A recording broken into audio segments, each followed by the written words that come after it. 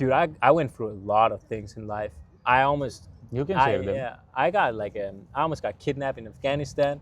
I got in news in Turkey because I was climbing a mountain alone, New Year and stuff. Wait, I was have it a good news or a bad news?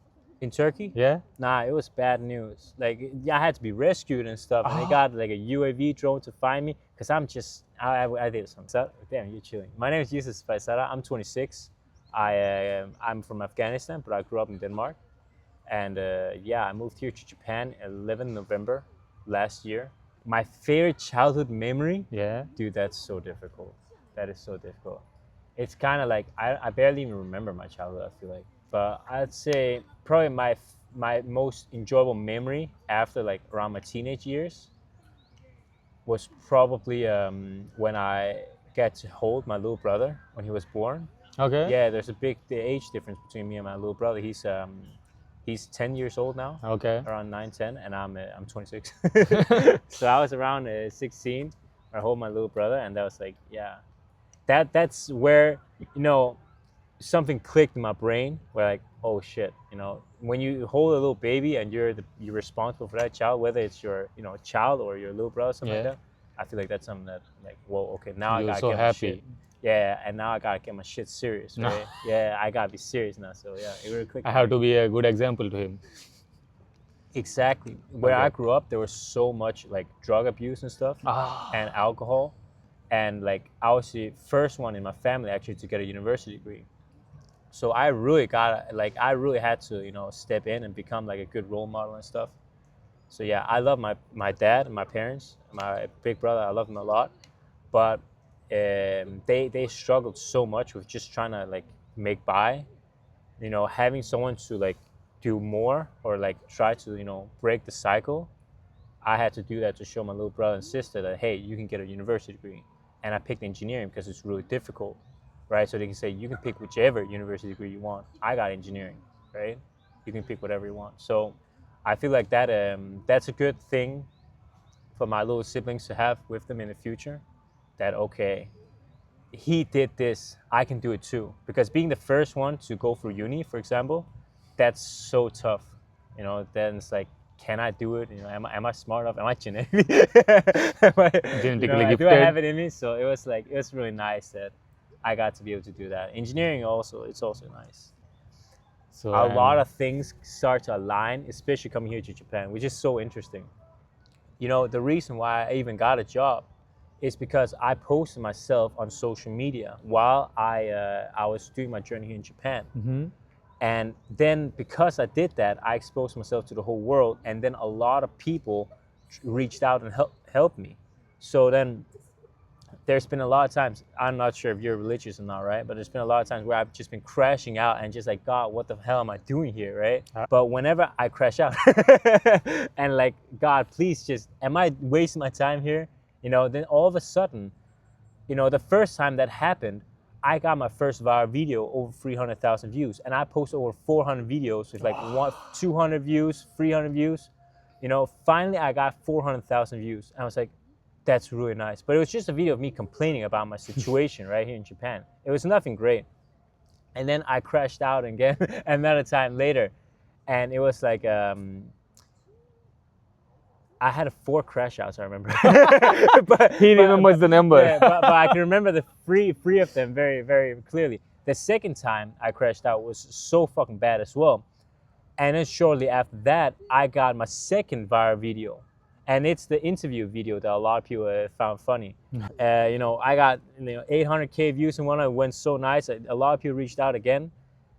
But it didn't get me a job or anything like that. Yeah. So I was still struggling and going through so many fucking interviews, and I get like comments like "you'll never get a job" and stuff like that, right? Wait. Yeah, You got comments, hate comments? yeah, of course. I got hate comments like "you'll never get a job, go back to your home country" and all this stuff From Japanese people?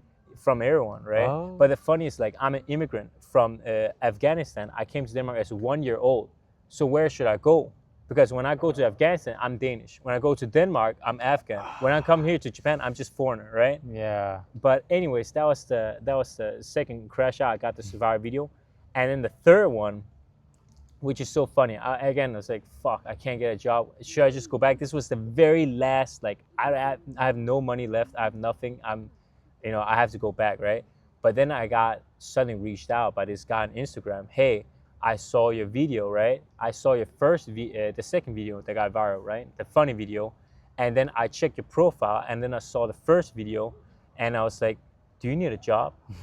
Right? And then he reached out to me with this really awesome position, and I was like, this is awesome. And then I talked with him. I got the interview.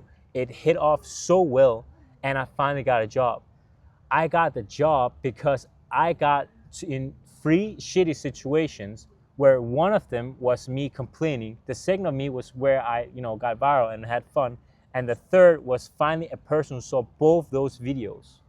So it had to be, in this weird way where I had to go through these situations where it didn't make sense why they would be good for me, but it all built up for me to be in that situation where I finally got the position, right?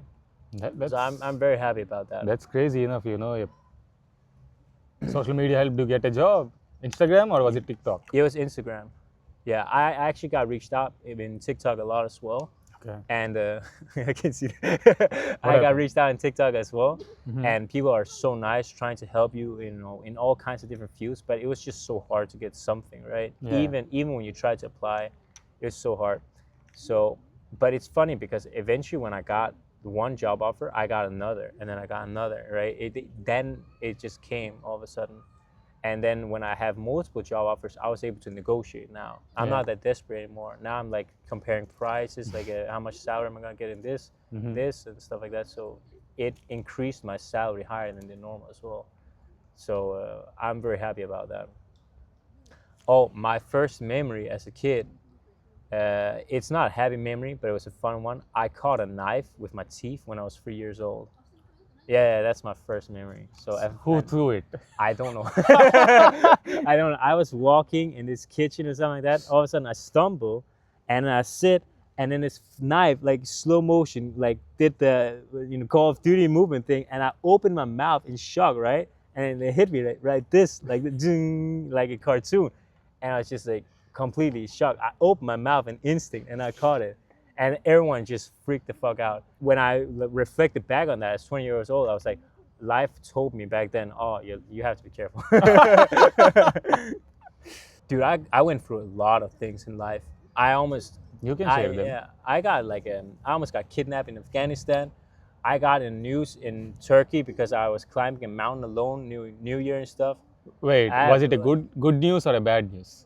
In Turkey? Yeah. Nah, it was bad news. Like, I had to be rescued and stuff, and they got like a UAV drone to find me because I did something. I almost had the same situation as him where I could get in the van. That was like my very first day in Turkey, where I could get in a like black shady van with all these people, and I just asked them, how can I get to this hotel? And then, oh, we will drive you there. Don't worry about that. And it was just these like people. I was like, I'm not gonna get in I'm not gonna do this. First he tried to get money from me, right? He was like, I'm gonna equivalent it to yen, like, oh, it's 1,000 yen. I was like, nah, it's fine. I'll just ask the taxi driver. No, we'll do it for free. And I was like, hell no, hell no. Like, they're just waiting, and then they kind of like, I walked away, tried to get to the taxi driver. They drove like slowly behind me a little bit, right? So, but yeah, I was at the airport, so they can't do anything that wow. So I actually, it was a couple of years ago.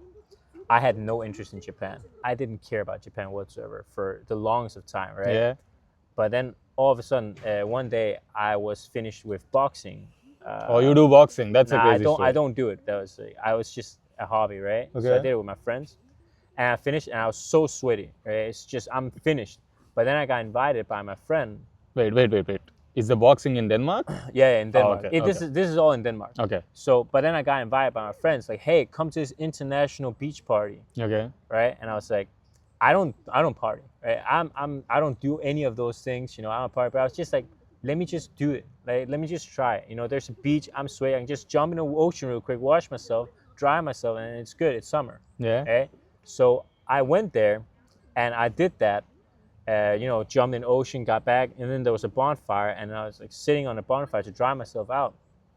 all of a sudden, a couple of minutes later, a girl just sits next to me. Right? She walks up, sits next to me, and I just struck a conversation. And I couldn't barely see her because it was very dark now. Yeah. And then she's Japanese. Oh. Yeah, and I was like, let me get your Instagram. And then I got her Instagram. We talked a lot, and all of a sudden I'm here. So it was a very, very expensive talk. Wait. Right? I visited Japan with her in 2 summers, like 2 years ago, 2 years ago. It was so hot. But then I came back again, and then like from then on I was like, maybe I should try Japan. If I'm stagnant, I'll just end my life. Fuck that. I have to go to the next stage every single day. Yeah. And so I was like, Japan is such an awesome challenge to do. Let me come here, let me try my life, learn Japanese, get a job, and just improve myself day to day. So I decided to come here and do just that. And I wouldn't have done that if I didn't meet her at that one Bonfire. Yeah, Bonfire, right? If I was lazy and I didn't even go to boxing, or if I was just like right after boxing, now I'm just gonna go home. Yeah. Then I wouldn't be here. So I learned the lesson that sometimes when you want to improve yourself, do the best thing for yourself, you should do things that are just outside of your routine. I could have gone to the gym, gone to uni, home, gym, uni, home, and just stay in this triangle, right? But I'm not going to improve myself as much as when I meet new people who opens up a whole new opportunity for me. I'm like, okay, let me jump in here. Sometimes doing the best thing is just doing something you never tried before. What do you tell yourself every day?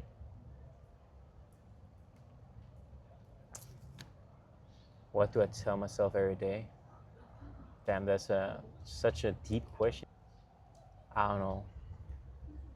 Be more myself, maybe sometimes. Yeah. The more I meet, the more successful I become. Yeah. Yeah. Also just, have a little bit of adventure. When something's going shit, it's not necessarily a bad thing. Maybe it's just you can try being a little bit more risky with things. Yeah. And just see it in that aspect. It sounds fucking weird. I don't know where I'm going with No, this. it's not very weird. I mean, if we don't do it now, we'll regret it later. So Yeah, exactly. But also just when I'm here in Japan, right?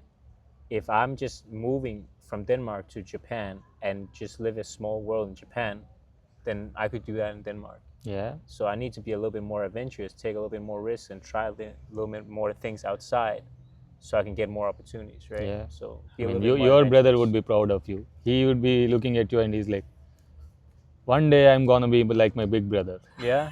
I actually talked with my big brother. I have a big brother, little brother, and little sister, right? Yeah. So I actually talked with my big brother and little brother. They were on the phone together with me. And it was really sad because he asked me, like, when are you coming back? He's 10 years old right now. Yeah, he's 10, okay, right? that's And sad. he doesn't understand, like, ambition and Yeah. grind. But one day he will understand. Yeah, he will understand one exactly. day. But it's just like, he asked me, like, why can't you find a job in Denmark? And I was like, damn, dude. I mean, Being a kid, you don't have a long time being that. And I'm missing that a little bit every single time I'm here. Yeah. I'm That's missing that true. a lot That's every true. single Yeah. time here. So, What is the day you were the saddest in your life? oh, dude, I've been effed up so many times. What is the saddest moment in my life?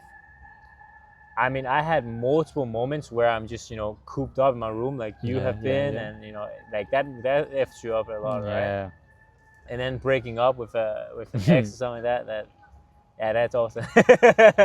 That's a funny part, but tell me the real parts. Yeah, right? I don't know. I honestly don't know.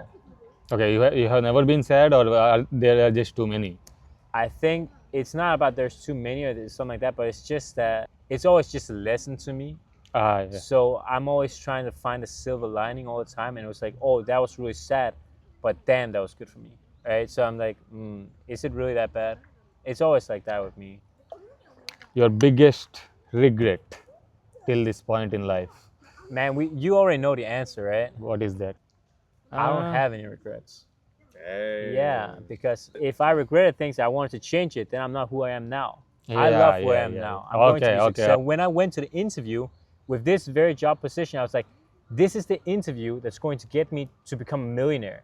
It's not just a job. I'm going to become very successful with this. So I have to take this shit seriously. It might just seem like, for some people, like it's just a recruit or whatever. for me, it's like, this is what I need, right? Because the next level is over here, and I need this for the next level. So I don't have any regrets with that. Yeah. What's your dream? What's my dream?